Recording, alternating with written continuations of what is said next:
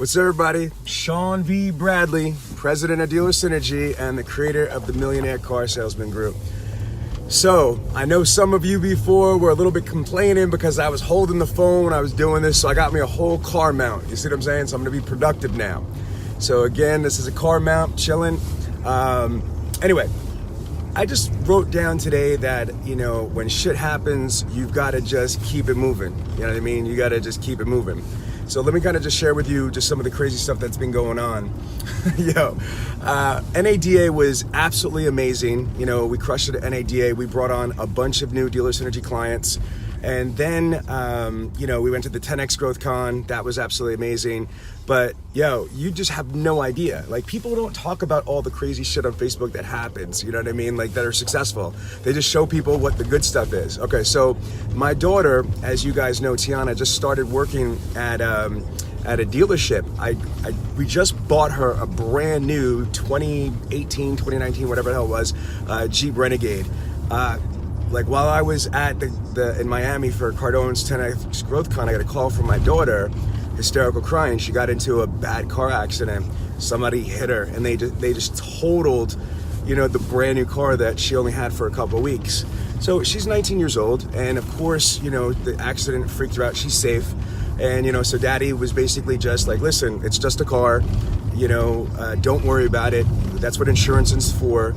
And she's a sweetheart. So, obviously she was shaken up, and then she was upset because, I helped with the co-sign on the car, and it's a brand new car, and, she was just feeling a little bit upset. I'm like, so I gotta calm daughter down. You know what I mean? I gotta calm daughter down.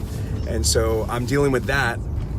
Then simultaneously, two of my kids get sick. So little Sean, the 10-year-old in 5th grade, has been out of school for like 5 days straight.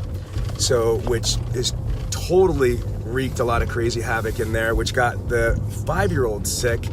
And now Karen's been working from home, but Karen is now getting sick. So yesterday I was supposed to go to a date night with my wife. One of my favorite DJs in the world is Green Velvet, underground house, electro techno music. Bought VIP, all that stuff, gone, done, because I'm in daddy mode. And so instead I wound up going to Target, buying some video games and some toys for the kids, and just hung out. So the reason why I'm saying this to you is I damn sure don't want any, what's up, baby? So, hey, Karen. So my wife just jumped on. So I don't want any sympathy. I don't need any sympathy. I just want to just let you know, every day's a struggle. I mean, it really is. It's when you have 4 kids and, multiple companies, I got a conference that I'm doing next month. And then you had a legion of haters out there, you know what I mean? You gotta flick them off. And so then I got clients that I gotta be responsible for, and it's a lot of stuff. But the point of this is to share with you is that you've just gotta deal with the shit. You just gotta deal with it. What are the choices? The choices are that you could bitch and moan and complain that oh my God, this sucks. Oh my God, oh no, what are you doing? Or you could just man up or woman up and just get shit done. And in sales, when you are performance-based, you know what I'm saying? When you're performance-based, sorry, I'm just making sure I don't get hit over here. When you're performance-based, everything depends on your performance. So that means that if you're not mentally in the right spot, if you're emotionally not in the right spot, if you're health-wise not in the right spot, all these things are going to turn around and be a direct catalyst of what you're going to receive. So Dr. Covey from the 7 Habits of Highly Effective People, basically Covey says that, there's in proactive mindset, there's a circle of influence versus circle of concern. Again, circle of influence versus circle of concern. There's things that you cannot control. There's absolutely things you cannot control. And so for those things, you just got to give them up. This is where the discipline comes in. This is where when you're at the gym and you're doing crunches and you're not eating Twinkies and stuff like that, that's discipline. Well, you got to discipline your mind to be able to not worry about stuff. Human beings naturally, are worried or conscious of certain things, but some people are overly worried, overly conscious over things they have no control over.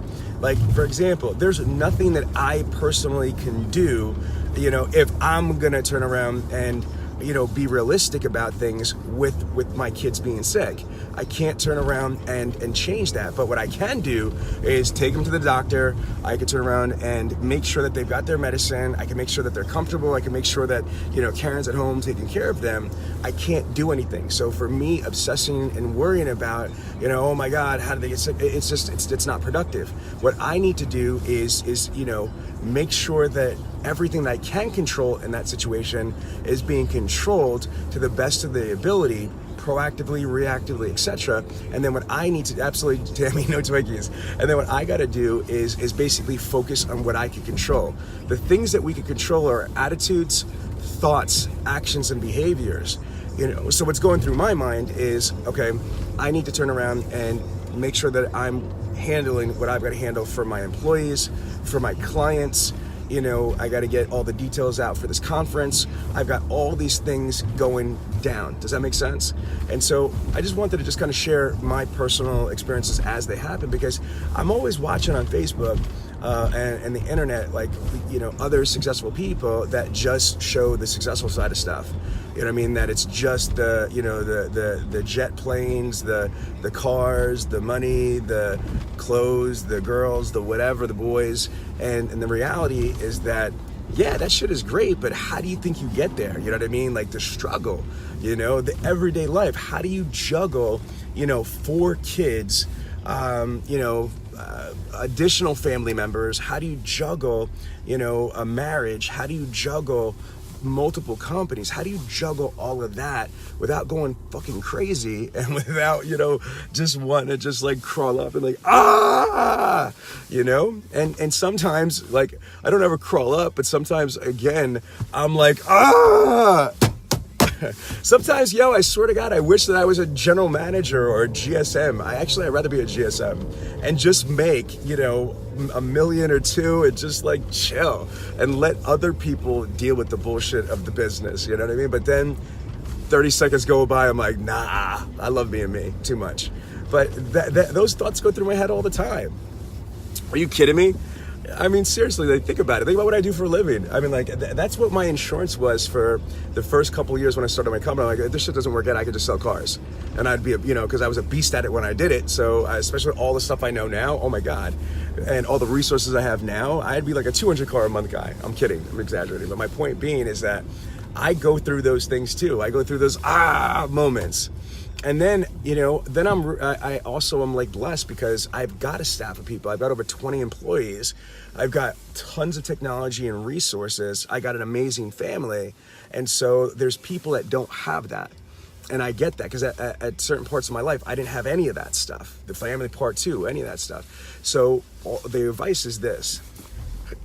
Life happens. Nobody will ever understand what you're going through. Nobody. You know what I mean? People might even have similar experiences, but nobody will understand exactly what you're going through, what you're feeling, what you're thinking, and what the ramifications of what that situation is actually means to you. And so, again, being able to kind of tell everybody that might be therapeutic, but it's not going to help. And this is the sad truth about it, but the only thing that's going to help you is you, period. The only thing that's going to help you is you, and it's got to start with your mindset. Again, I was inspired by one of the speakers at the 10X conference, Jesse Itzler, I believe his name is. He's the owner of Atlantic Hawks. His wife is the CEO of Spanx. I mean, they're I think a multi-billion-dollar, power couple. And he had told the story about this Navy SEAL that he ran a marathon with that he wound up having actually live with him. He had a Navy SEAL live with them. And I told this story the last couple times in my Millionaire Car Salesman group, but some of you guys are not in my group. And so I wanted to share it here. He was in this marathon. It was like 100-mile marathon, but you were able to tag in and relay people in. But there was this one large African-American guy that was in there that he didn't have anybody to relay. Just think about that, 100-mile marathon. And, everybody had like these, different foods and this, that, the other thing, hydration stuff. And this guy had like, a bottle of water and, I don't know, a granola bar, something stupid like that. And so, sure enough, after 70 miles, the guy broke. You know what I mean? Like, he broke bones in his ankles and his legs, like splintered and stuff like that. And I think it was his ankles and his foot. I'm sorry, not his legs. Ankles and his foot. And then he was like pissing blood. You know what I mean? Because like running 70 straight miles. It was crazy. So obviously medics came and all this other stuff to him, and everybody thought that he was going to turn around. And crackers, Karen was there. Crackers. He had crackers, not even a granola bar. He had water and crackers, and that was it. So Karen's leaving comments on here. So this is the crazy part. Everybody thought that we're just going to cart him out. I mean, like, that's nuts. And it was all on a dirt road. Okay, thank you, Karen. So it was all on a dirt road. This is a true story. And so he was like, nah. The dude whips out, and apparently he had duct tape, okay? Because the dude whipped out duct tape, and he wrapped up his feet, and he ran another 30 miles. No bullshit. I'm like, that's crazy.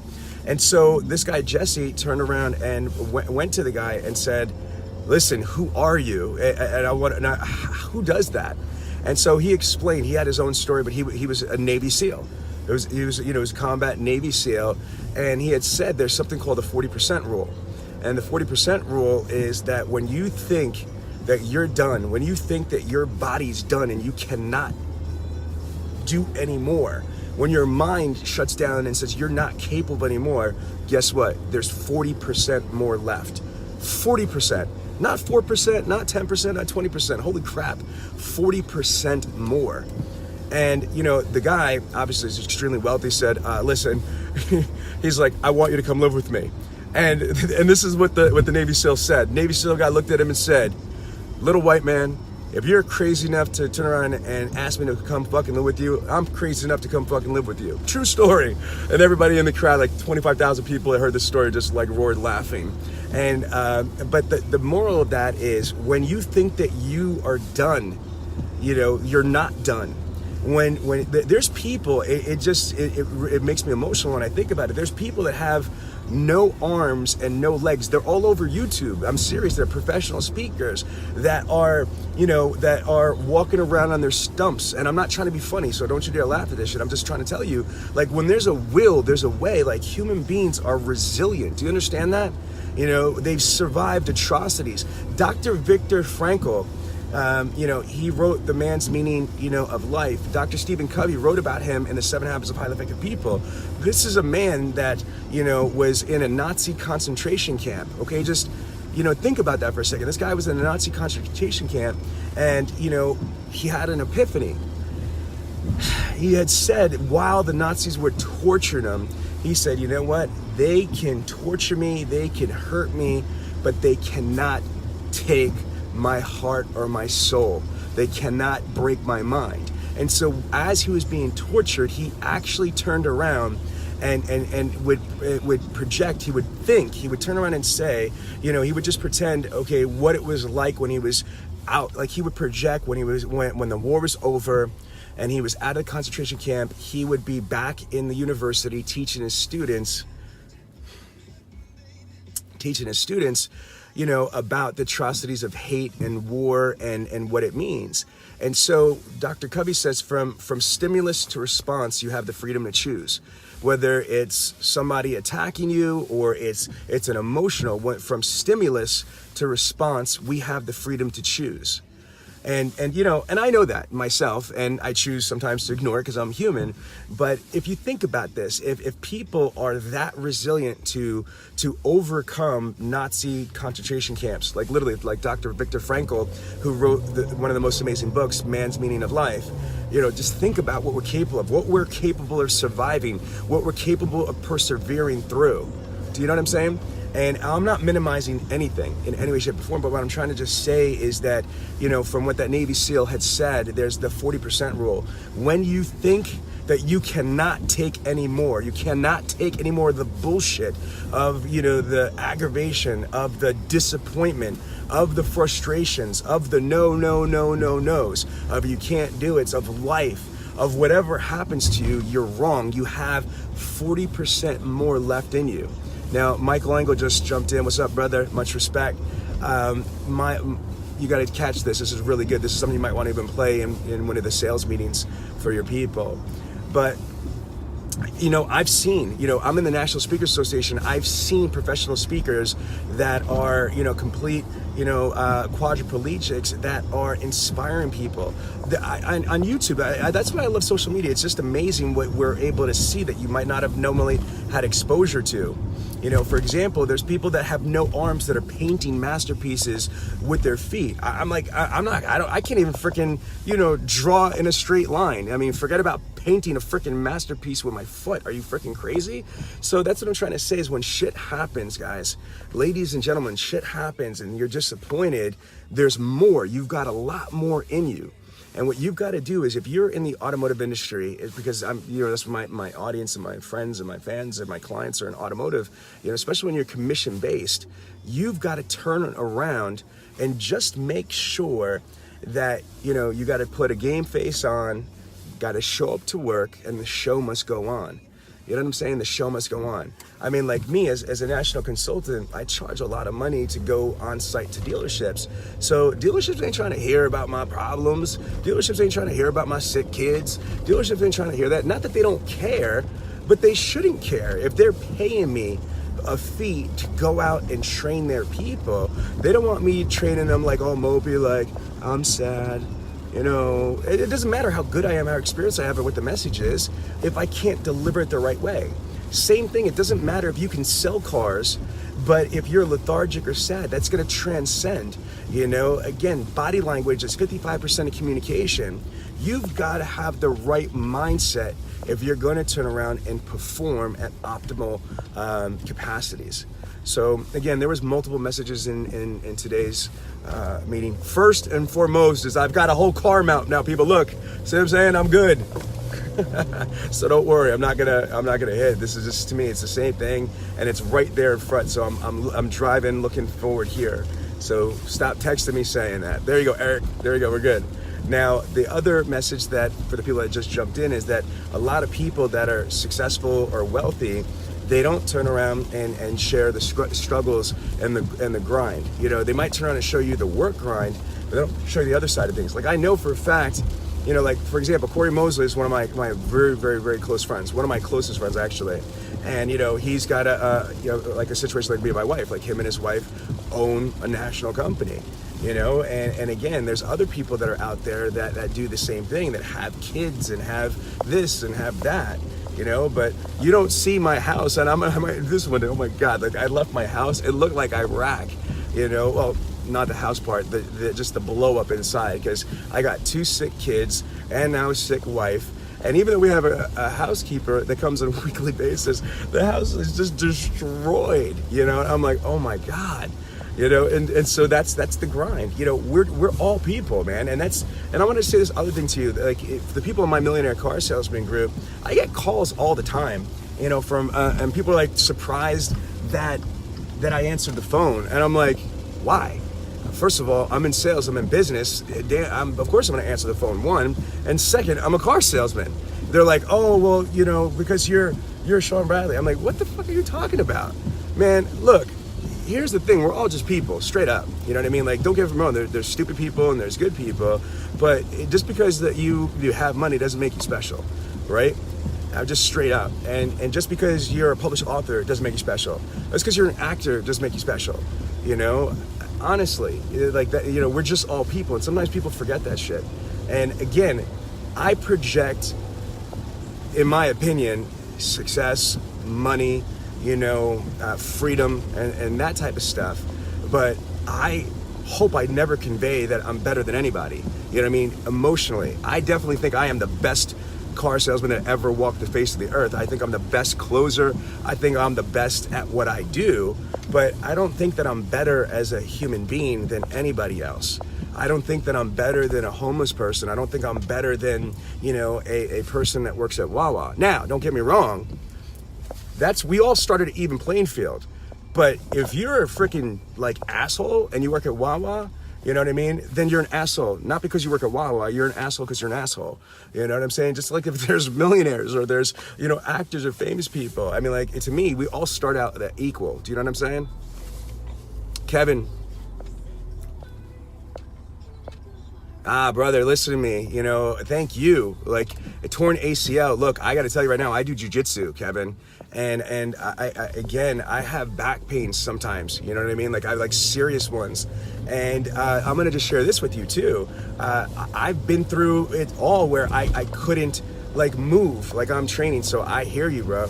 I hear you. And sometimes, here's the other thing though, but about that, it's proactive, reactive, and this is deep. This is for Kevin right now, what he just said. Again, I don't know how you tore your ACL, but I'm gonna say this. For me, when I've had injuries, it's because I didn't do my preventative stuff the right way. Not just stretching, but I wasn't taking care of myself. So that's the other thing, and this just triggered something. It's also the holistic approach. Okay, this is a different thing here, is that being successful isn't just making money and knowing objections and rebuttals. No, Walt, I'm good. I am keeping my eye on the road. I have to turn over this way. So I'm actually crossing over. Don't worry, Walt, I'm good. I appreciate it though. So again, being successful, guys, is not just, knowing objections and rebuttals and word tracks and things like that, or being able to just show up in, like I was saying earlier, it's the holistic approach. It's mind, body, soul, and what I mean by that is you have to be taking care of yourself physically, like going to the gym, sleeping right, hydrating right. And look, I'm the worst at that. That's one of the worst things, but my wife is the fit body mom. You know what I mean? She's getting her certifications from the National Academy of Sports Medicine. So I'm lectured on this. So I'm not trying to train you on this. I'm just trying to tell you what I learned, and I'm learning every day from my wife. Is that you have to be healthy, because when I'm not taking care of myself, I'm prone to more injuries, which, it kind of spirals. Also, relationship wise is very important, is that if you're not doing date nights with a spouse or your partner, if you're not going to your child's activities or whatever, you're gonna feel guilty, or you're gonna be sad about it, and that's gonna drip into other things that you do. How can you be the best sales professional, the best manager, the best owner, leader, if you're not healthy, or if you're tired and irritable and cranky, or if you're depressed, or if you're sad, or you're having fights with people that care about you? I mean, all these things detract from the holistic approach of success. That's why here, guys, ladies and gentlemen, I want to just let you know that I love the 7 Habits of Highly Effective People book. I really do, because it's not the 7 habits of highly rich people. Hell, it's not even the 7 habits of highly, successful people. It's the 7 habits of highly effective people. Effectiveness breeds the rest of it. Effective people will become successful. Effective people will be happy, or at least happier. Effective people will become, and so on and so forth. To me, effectiveness is the roots of everything else. So again, I really hope that you all got a lot out of this. It seems, from the people that were commenting that, some of you did. And again, this all started because I just try to keep it real with you people. I really do. Again, when it's good, it's good.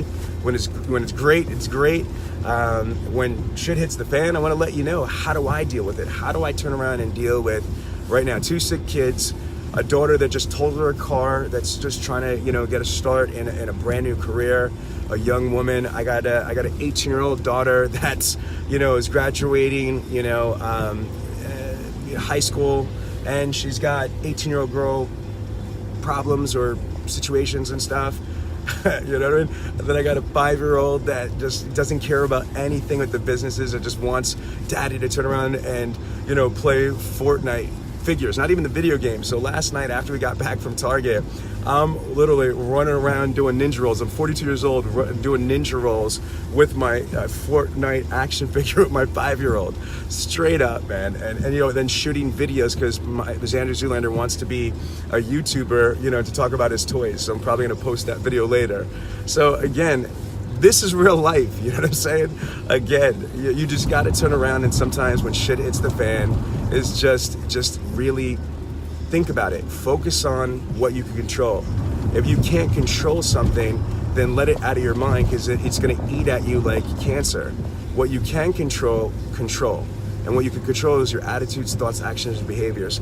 For any of you that missed the beginning, I definitely would go back and watch it.